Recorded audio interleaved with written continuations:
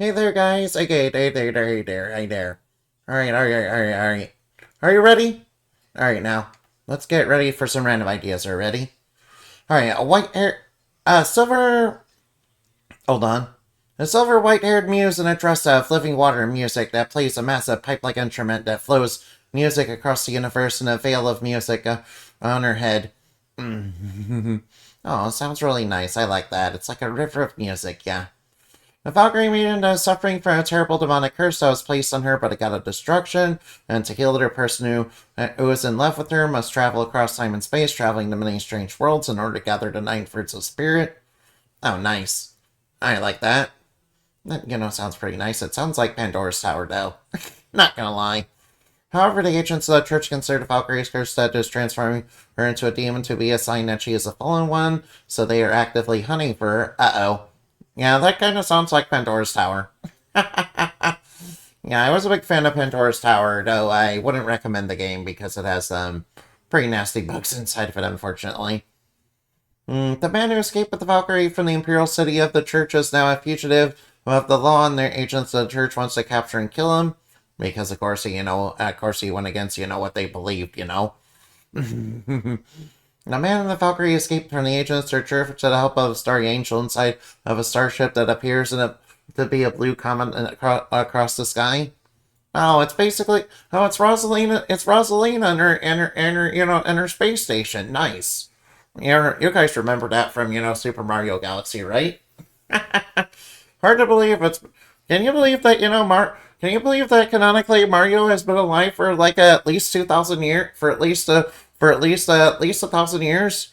Because the comet comes again every 1,000 years. And there was Super Mario Galaxy 2 where it said it came again after 1,000 years. That means that Mario is basically immortal.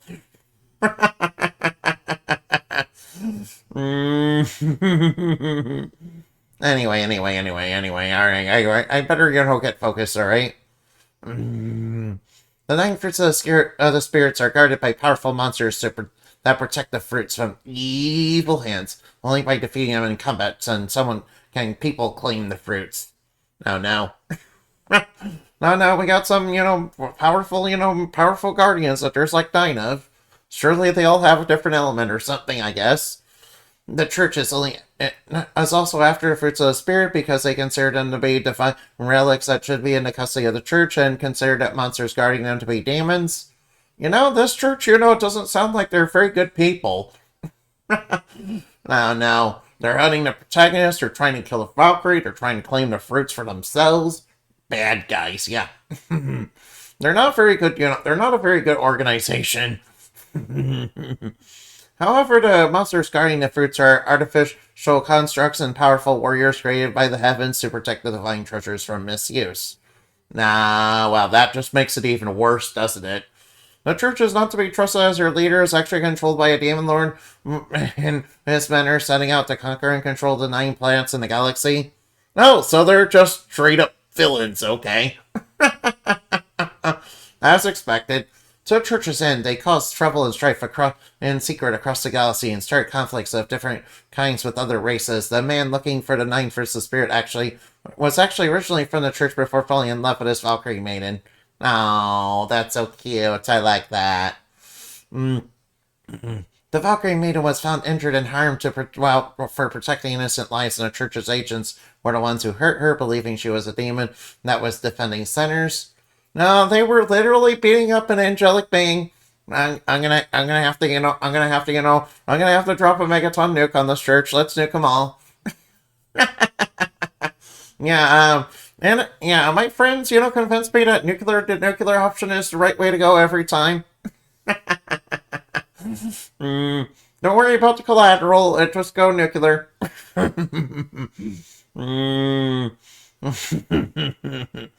The Valkyrie maiden, following the curse in her escape from following her escape and following the curse in her escape to a secret abandoned cathedral, gave the man a spear, which is a special divine weapon known as Longnius. It contains divine energy and can amplify the strength and ability of its user. Yeah, Longnius, I know that. That's a spear that pierced Christ. Yeah. It also, is featured as a weapon in some video games, yeah. I remember when it was in Riviera to Promised Land, it's like a super duper duper secret weapon.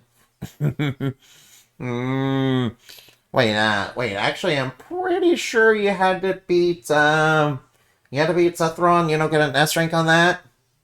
Yeah, you had to S rank the final boss to get the Longneus, and then you would have it if you did a New Game Plus. Yeah, alright now. Alright, thank you guys for watching, and thank you guys for watching. I hope you had plenty of fun. Remember to fly like bat and shine like the moon! For we are stuff dreams are made of. I mean, I'm quite literally made from your heroic aspirations and ideals, Unfortunately, not every, being that, was being made with Soul Advance, is quite as lucky as that. Unfortunately, goodbye.